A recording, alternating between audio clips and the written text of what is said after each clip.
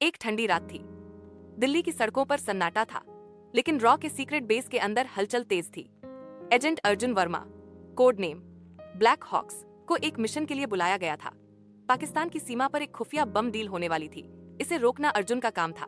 तुम्हारा टारगेट है मिर्जा खान, वो इसी का सबसे खतरनाक एजेंट है, ब्रिगेडियर चौधरी ने कहा।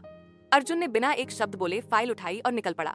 अगले दिन वह दुबई पहुंचा, जहां मिर्जा एक आर्म्स डील करने वाला था। अर्जुन ने एक बिजनेस टाइकून का रूप धारण किया और मिर्जा की पार्टी में दाखिल हुआ।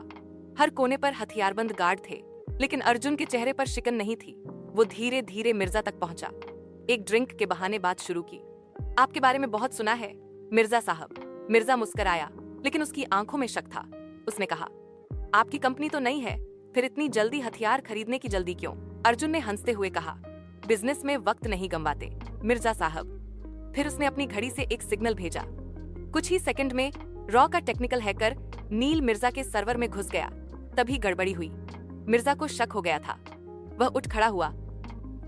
अर्जुन ने तुरंत टेबल पलट दी और गोलियों की बौछार से बचते हुए किचन की तरफ भागा। वहां से उसने खिड़की से छलांग लगाई और नीचे गली में गिरा, लेकिन एक गार्ड ने उसके कंधे पर गोली मार दी। अर्जुन लड़खड़ाया, पर रुका नहीं। एक बाइक चुराकर उसने तेजी से पीछा छुड़ाया। नील की मदद से अर्जुन मिर्जा का पूरा डेटा चुरा चुका था। भारत पहुंचकर उसने रिपोर्ट सौंपी, जिसमें पता चला कि मिर्जा भारत में बम प्लांट करने की योजना बना रहा था, दिल्ली मेट्रो स्टेशन पर।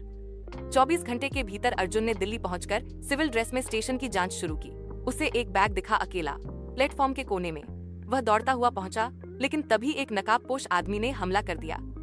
दोनों में जबरदस्त लड़ाई हुई।